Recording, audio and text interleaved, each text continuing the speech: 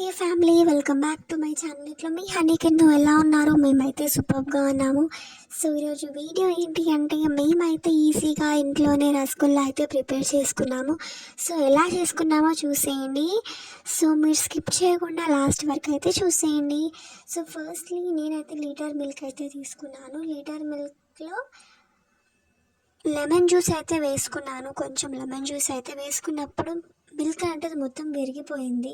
So ఇంకా విరిగిపోయినప్పుడు నేనైతే stove off చేసి ఇలా ఒక సన్నని క్లాత్ లేదా నెట్ అన్నా పెట్టి మొత్తం వాటర్ని మొత్తం సపరేట్ చేయాలి. మనం పన్నీర్ అంటే మొత్తం వాటర్ నుంచి సపరేట్ అయిపోవాలి.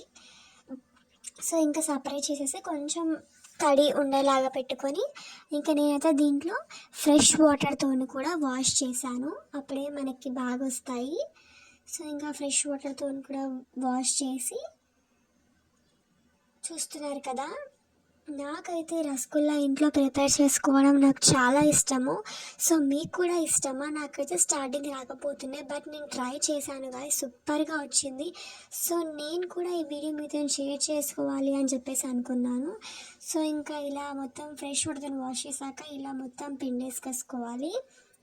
సో ఇంకా మొత్తం పిండేసుకున్నాక ఆ కోవాని అంతా, ఆ పన్నీర్ని అంతా ఒక ప్లేట్లోకి అయితే తీసేసుకోవాలి. చూస్తున్నారు కదా, మొత్తం ఒక ప్లేట్లోకి తీసుకేసుకొని మన హ్యాండ్తోని మొత్తం చూపిస్తున్న విధానంలో మొత్తం ఇలా మెత్తగా పిండిలాగా మనకి మెత్తగా అయ్యేలాగా మనం మొత్తం ప్రెస్ చేసుకోవాలి. ఎందుకంటే అప్పుడే మనకి ఈ రసగుల్లా అనేది మనకి విరిగిపోదు.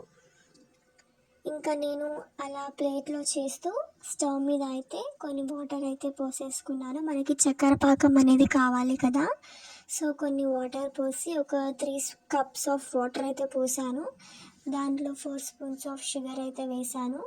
ఇంకా నేను ఇలాచీని అయితే ఒక 3-4 ఇలాచీని బాగా మెత్తగా అయితే దంచుకొని ఆ వాటర్లో వేసేసాను. సో ఇంకా అది అయితే బాయిల్ అవుతుంది మనకి. సో ఇంకా ఇది మంచిగా చక్కెర పాకం మనకి వచ్చేలోపు నేనైతే ఇలా చూపిస్తున్న విధానంలో హ్యాండ్తోని అయితే మొత్తం మెత్తగా అయితే చేసేసుకున్నాను. మనకి మెత్తగా ఉంటే మనం బాల్స్ చేసుకున్నప్పుడు అది మనకి విరిగిపోదు. చక్కెర పాకంలో వేసినప్పుడు అది మనకి విరిగిపోదు, మెత్తగా ఉంటుంది, రౌండ్గా ఉంటుంది మనకి. సో దానికోసమని బాగా మెత్తగా చేసుకోవాలి. ఇది కొంచెం టైం టేకింగ్ ప్రాసెసే, బట్ ఓపికతో చేసుకుంటే మాత్రం సూపర్గా ఉంటుంది అసలు. సో ఇంకా ఇలా మెత్తగా అయితే చేసేసుకున్నాను. మొత్తం మనకి చపాతీ పిండిలాగా అయితే కావాలి. సో ఇంకా మెత్తగా అయితే చేసేసుకొని ఇంకా నేనైతే దాన్ని మొత్తం బాల్స్ లాగా అయితే చేసేసుకున్నాను. మనము పూరికి చపాతీకి చేసుకుంటాం కదా చిన్న చిన్న బాల్స్.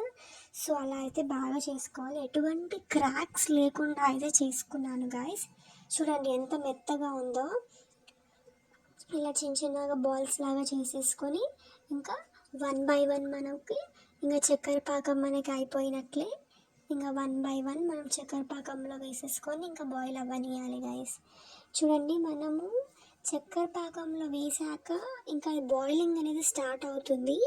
సో కొంచెం టైంకి అది మనకి ఉడికినట్టు మనకు తెలుస్తుంది. అది ఎలా అంటే అది డబల్ సైజ్కి వస్తుంది. చూస్తున్నారు కదా, మెల్లిమెల్లిగా మనం కలుపుతూ ఉండాలి. ఇంకా అది డబల్ సైజ్ వస్తుంది. మనం ఒక కొంచెం పెట్టినామంటే అది మనకి డబల్ సైజ్గా మనకి ఎదుగుతుంది, మొత్తం బల్జ్ అవుతుంది.